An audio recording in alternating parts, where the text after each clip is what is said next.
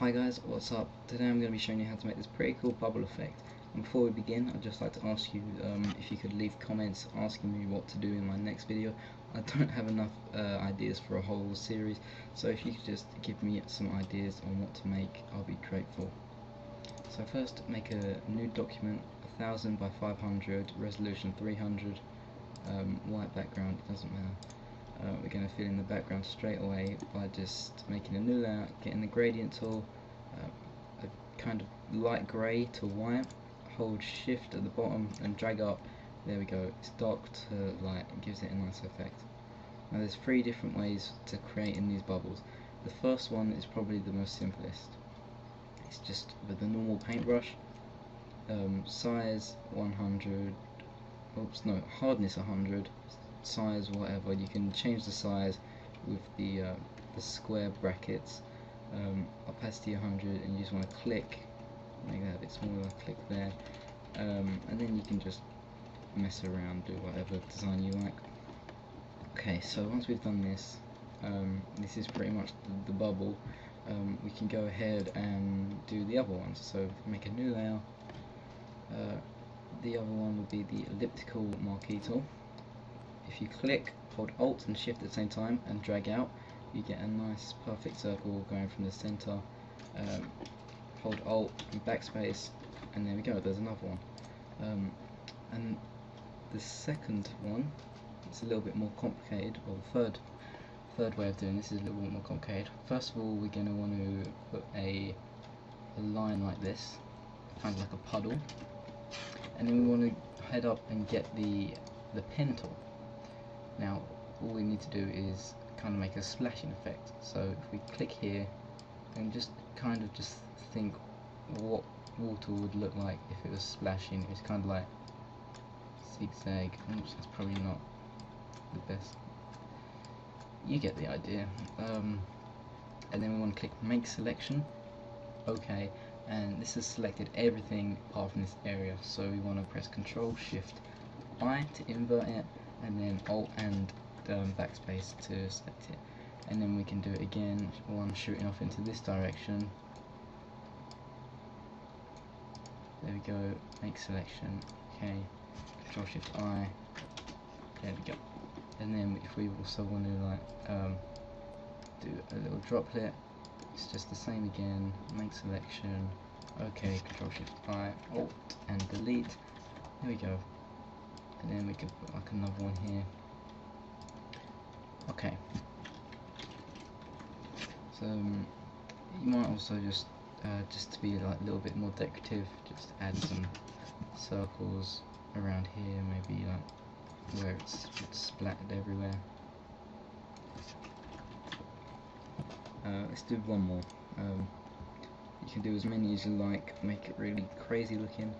This one's gonna be a little bit different.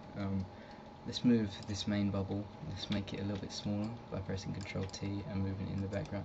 Then we have room for this other one. Get the elliptical marquee tool, hold Alt, Shift, same as we did last time, and make a bubble. Move it to where you want it. And this is where it gets different. We want to hold this down and get the regular marquee tool. Hold Alt, and you see there's a little minus sign by the thing. We want to click that, drag, and we get this like semicircle thing. Well, not really semicircle because it's about 3/4 of a circle. Hold that down. Oops, make sure you're on the right layer first. I want to make a new layer. There we go. And then back to this elliptical marquee tool. Do the same again where you do the little puddle. There we go. Maybe add like another section coming off here. Put that on. Do some splats.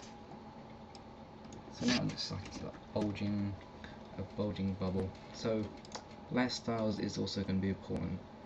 We're going to want to, on this first layer, we're going to want to press the FX symbol. We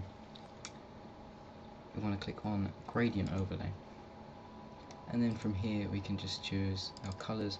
I'm going to go with a dark red fading to a light red. We can change the this bit around here. went in this way, just to give the light more of an effect, so it's coming from the right instead of just straight down. If we hold Alt, we can move this effect onto all of our layers. If there's a little thing you don't like this one, I think it's too light over here, so we go onto the splatty layer, double click, and we can just drag the gradient to wherever we like it. Okay, there we go.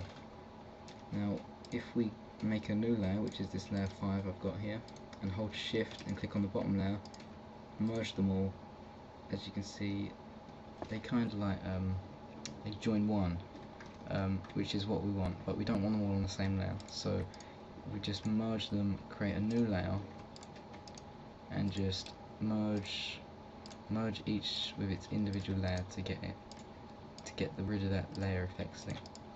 So now we have all of them on a different layer, which is perfect.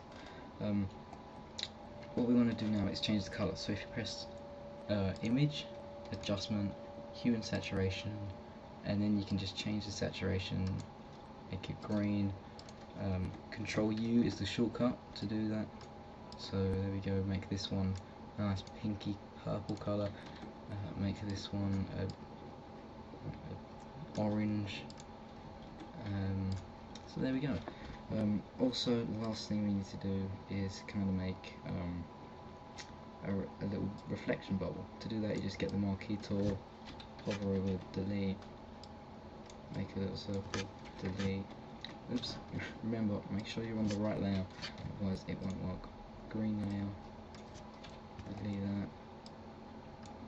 Make sure all the highlights are on the same color, the same side of the all things. Finally, this one, go on to the orange layer. You don't really need to do it on the like oil bit. This bit on here, you don't need to do that bit because it's kind of like settled already. We want to capture the motion. So that looks good enough. Now the last effect you can do is filter, noise, add noise, and you probably can't see on the recording, but it just gives it a little bit more depth. So if we press OK, and then Control F, go down on all our layers to give all our layers a nice bit of noise.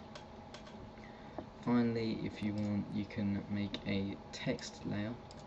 Just write whatever, YouTube, just make it a little bit bigger, maybe turn it a little bit. You want to right click on the layer once you're happy with it, rasterize, hold Control and click on the layer, and then go onto the layer it's like you want to print it on, press delete, Control D will deselect it, and then we can delete this layer, we don't need it anymore, and we got a print there. So that's pretty much done. I hope you enjoyed. Just remember to comment, all that stuff. Thanks for watching.